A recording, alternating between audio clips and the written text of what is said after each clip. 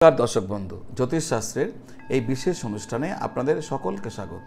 দর্শক বন্ধু, আজকের আলোচনা ছাত্রছাত্রীদের নিয়ে। হ্যাঁ, আমি সবাইকে নিয়ে বলি, ছাত্রছাত্রীদের নিয়েই বা কেন বলবো না?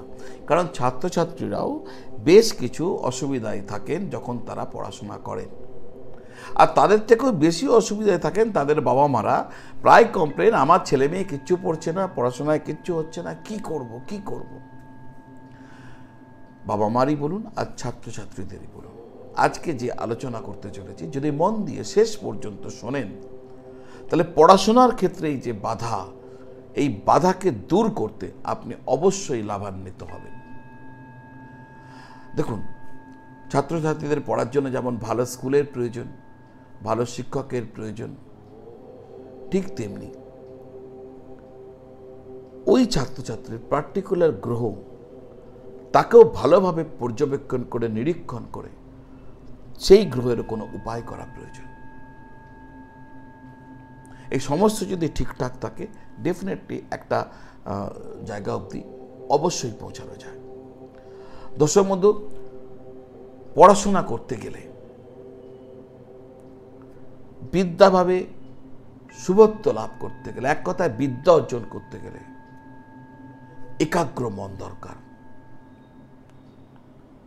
এই যে একাগ্র মন, এই একাগ্র মন দেবে কে? চন্দ্রগ্রহ। বিদ্যা অর্জন করতে গেলে বুদ্ধি দরকার, বুদ্ধি দেবে কে? বুধ গ্রহ।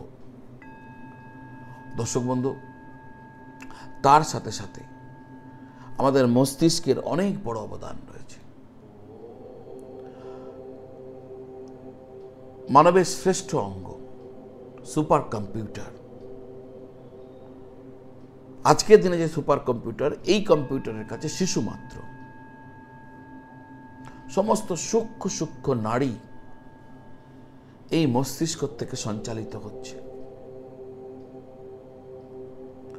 দর্শক বন্ধু, আপনি জানলে অবাক হয়ে যাবেন, মাত্র 4% ব্রেন আমাদের সক্রিয় আর 96% ব্রেন নিষ্ক্রিয়, ইনঅ্যাক্টিভ, সুপ্ত অবস্থায় আছে। আজকের আলোচনায় আমি আপনাদেরকে এমন কিছু উপায় বলবো, সেই উপায় যদি আপনার সন্তান করতে পারে, তাকে দিয়ে যদি করাতে পারেন, তাহলে ওই যে সুপ্ত ব্রেন, সামান্যতম যদি তাকে একটু সঞ্চারিত করা যায়, তাহলে আপনার সন্তানের ও পড়াশোনার ক্ষেত্রে মহাবিপ্লব ঘটে যাবে।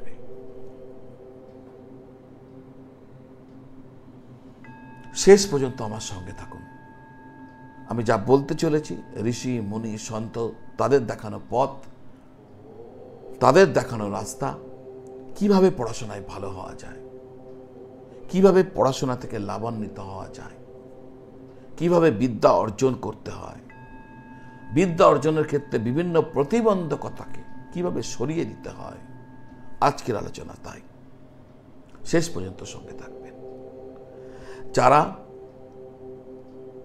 বিভিন্ন জ্যোতিষীয় পরামর্শ আমার কাছ থেকে প্রাপ্ত হতে চান, আপনাদের কুণ্ডলী দেখাতে চান, কোনো জ্যোতিষীয় প্রতিকার প্রতিবিধান নিতে চান, বিভিন্ন জ্যোতিষীয় জিজ্ঞাসার উত্তর চান, তাহলে আপনারা আমাকে অনলাইন ভিডিও কলের মাধ্যম দ্বারা যোগাযোগ করতে পারেন।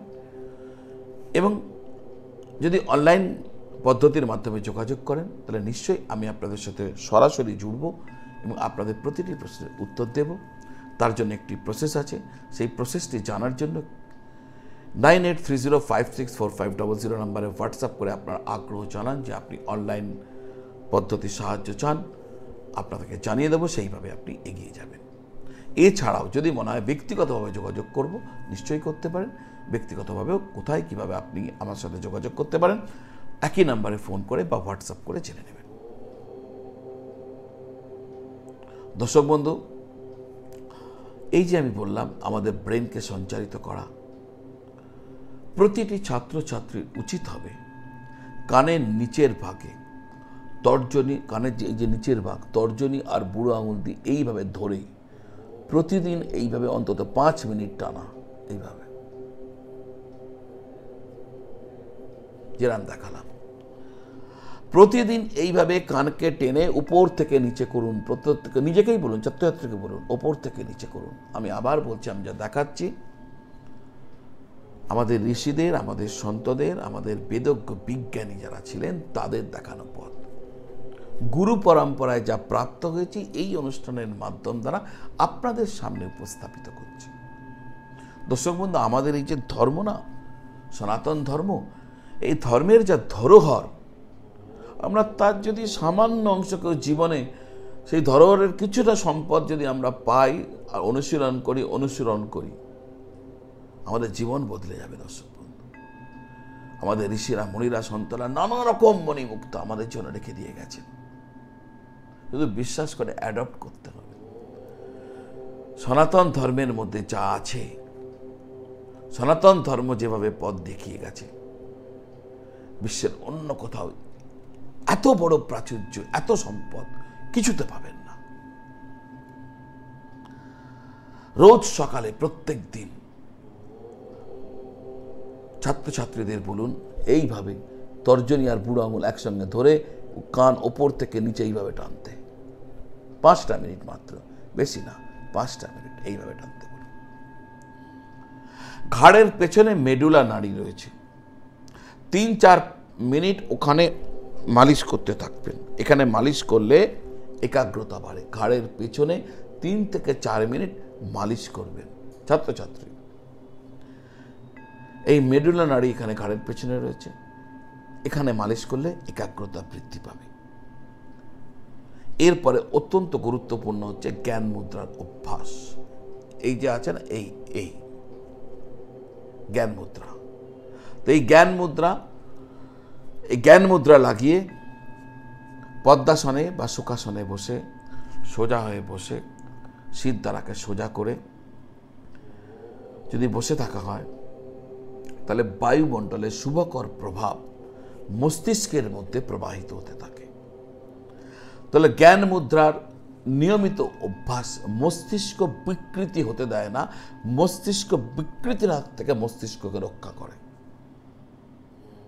জ্ঞান মুদ্রা ঈশ্বরের কাছে এক দিব্য বর।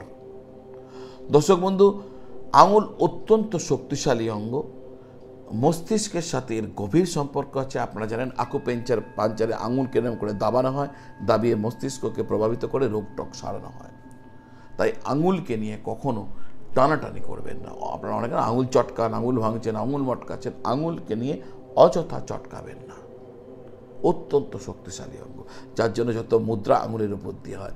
এই জ্ঞান মুদ্রা লাগিয়ে প্রতিদিন যদি বসে থাকেন শীত দ্বারা সোজা করে, তাহলে দেখবেন আপনি লাভ পাবেন। তবে হ্যাঁ, কোনো খাবার খেয়ে তৎক্ষণাৎ জ্ঞান মুদ্রা করতে নেই, এতে বিপরীত ফল হয়। আর জ্ঞান মুদ্রা লাগিয়ে ওম ধ্বনি উচ্চারণ করলে শ্রেষ্ঠতম ফল পাওয়া যায়। ওম অর্থাৎ ওম, এই যে ধ্বনি, এক্ষেত্রে মনে রাখতে হবে আউ ম 3টে শব্দ দিয়ে ওম আসছে। তাহলে এই যে ওম ধ্বনি, ওমকেও খুব পারফেক্টভাবে উচ্চারণ করতে হবে। কীরকম? মনে করুন মোট 12টি মাত্রা, 8টি মাত্রায় ও আর 4টি মাত্রায় ম। এইভাবে যদি উচ্চারণ করেন পারফেক্ট। মানে কীরকম? ও 8 ও 4 ম, ও। তো এইভাবে শুনতে শুনতে অভ্যাস হয়ে যাবে। এইভাবে যদি আপনি ওম ধ্বনি উচ্চারণ করেন, তাহলে মস্তিষ্ক অত্যন্ত শক্তিশালী হয়ে উঠবে। আর আগেই বলেছি, যার মস্তিষ্ক শক্তিশালী তার মেমোরি প্রচণ্ড বেড়ে যাবে। তাহলে দেখা যাবে আপনি লাভ পাচ্ছেন। তো এইভাবে আপনাকে এখানে এগোতে হবে। দর্শক বন্ধু, জ্ঞান মুদ্রা অভ্যাসের পর মা সরস্বতীর ছবির সামনে বসে স্ফটিক মালা দিয়ে ওং আয়েং সরস্বতী আয়েং নামা, ঐংও বলতে পারেন, ওম ঐং সরস্বতী ঐং নামা, এই মন্ত্র 108 বার জপ করতে পারেন। বিদ্যাভাবে মারাত্মক ফল পাওয়া যায়। এইটা যদি আপনারা করেন, প্রতি বুধবার ভগবান গণেশকে লাড্ডু ভোগ নিবেদন করতে বলবেন আপনার ছাত্রকে। ছাত্র দক্ষিণে মাথা, উত্তরে পা দিয়ে শোবে। দর্শক বন্ধু, এর পাশাপাশি আপনার বাড়িতে যখনই কোনো পূজা হবে, সত্যনারায়ণের পূজা হোক, সরস্বতীর পূজা হোক, লক্ষ্মী পূজা হোক, যখনই কোনো বাড়িতে কোনো পূজা হবে তখন 2টো হলুদ কড়িকে ভক্তি করে পূজা করবেন। আর পূজা করার পর একটা কড়ি ছাত্রের ব্যাগে রেখে দেবেন বা তার পেন্সিল বক্সের মধ্যে রেখে দেবেন, আর অন্যটি পূজাস্থানে রেখে দেবেন। দেখবেন ভীষণভাবে ছাত্রছাত্রী উপকৃত হবেন। আমি একটু অন্য ধরনের কিছু বলে গেলাম, আশা করি ছাত্রছাত্রীদের কাজে লাগবে। আপনারা ভাই আপনাদের জীবনে এটাকে গ্রহণ করুন আর অনুশীলন করুন। জ্ঞান মুদ্রার অনুশীলন করুন, ওম ধ্বনির অনুশীলন করুন। এর সাথে সাথে কানের যেভাবে দেখিয়ে দিয়ে গেলাম, মেডুলা নাড়িকে যেভাবে মালিশ করতে বললাম, আপনাদের মস্তিষ্ক ক্ষুরোদার হয়ে উঠবে। দর্শক বন্ধু, এই অনুষ্ঠান যদি ভালো লেগে থাকে, মনে হয় কাজের, তাহলে শেয়ার করবেন, লাইক করবেন। আর যদি আমার চ্যানেল এখনও সাবস্ক্রাইব করেননি, চ্যানেলটিকে সাবস্ক্রাইব করে নিয়ে বেল আইকন টিপে দেবেন। তাহলে এই ধরনের তথ্য, এই ধরনের ভিডিও আপনাদের কাছে নিয়মিতভাবে পৌঁছতে থাকবে। আজ এই পর্যন্ত, আবার দেখা হবে। নমঃ শিবায়।